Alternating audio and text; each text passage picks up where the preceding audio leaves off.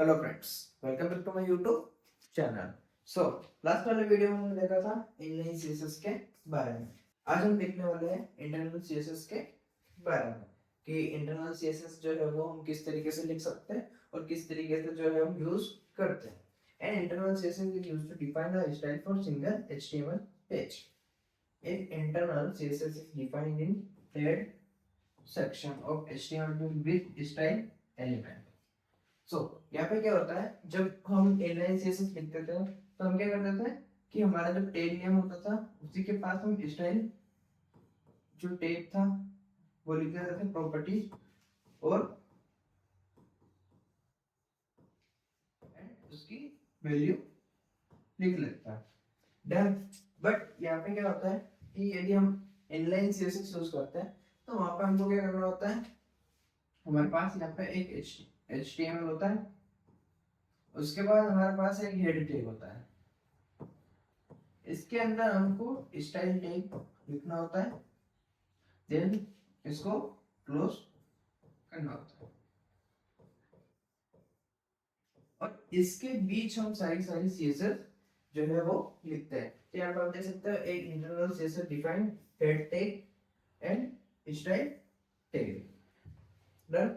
The following example set of the text all h1 element on the page blue text और ये।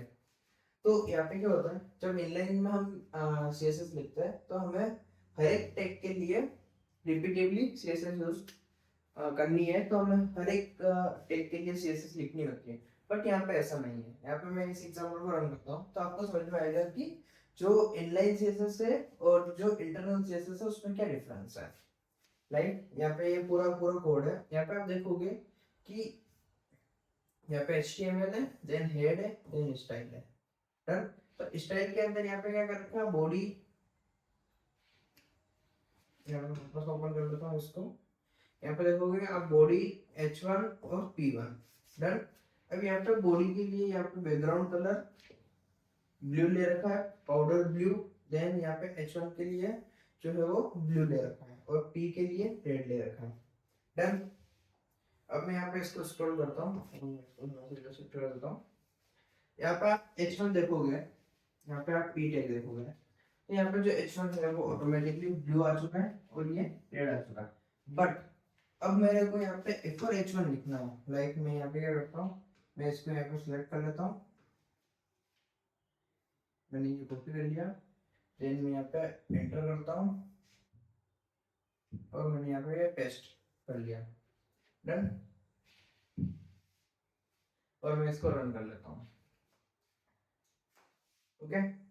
सो यहाँ पे क्या होता है, यदि मैंने यहाँ पे इनलाइन सीएसएस यूज कर रखा होता तो मेरे को वापस यहाँ पे स्टाइल टैग यूज करना पड़ता है और मेरे को हर एक के लिए जो है वो वापस स्टाइल लिखनी पड़ती है। बट यहाँ पे मैंने इंटरनल सीएसएस यूज कर रखी है, तो यहाँ पे मेरे पास ये बेनिफिट है कि मेरे को एक ही बार जो है वो टैग को डिफाइन करना पड़ता है और मैं डायरेक्टली यहाँ पे जो है वो सीएसएस यूज कर सकता हूँ और ये ऑटोमेटिकली जितनी बार मैं H1 लिखूंगा ऑटोमेटिकली ये जो सीएसएस है वो उसको मिल जाएगी।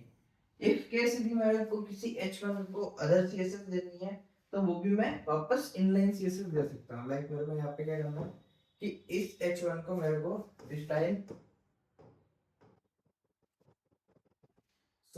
यहाँ पे क्या होता है कि जितनी भी हमारी जो इंटरनल सीएसएस है वो पहले चलती है, देन हमारी जो इनलाइन सीएसएस है वो चलेगी। तो यहाँ पे क्या होगा, फर्स्ट जब इंटरनल सीएसएस चलेगी तो इस H1 को जो है वो ब्लू कर देगी, बट जब इनलाइन सीएसएस चलेगी तो वो इसको रेड कर देगी।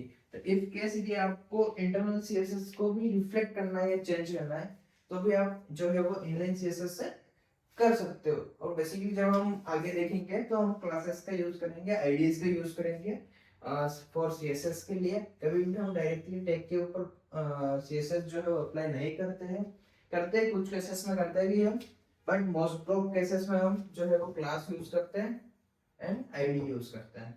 ओके। तो ये सारा सारा जो कॉन्सेप्ट है क्लास एंड आईडी का वो हम बाद में देखेंगे कि किस तरीके से आप जो है क्लास के थ्रू सीएसएस दे सकते हो और किस तरीके से जो है वो आईडी के थ्रू सीएसएस दे सकते हो। सो आज की वीडियो में इतना ही, मिलते हैं नेक्स्ट वीडियो में।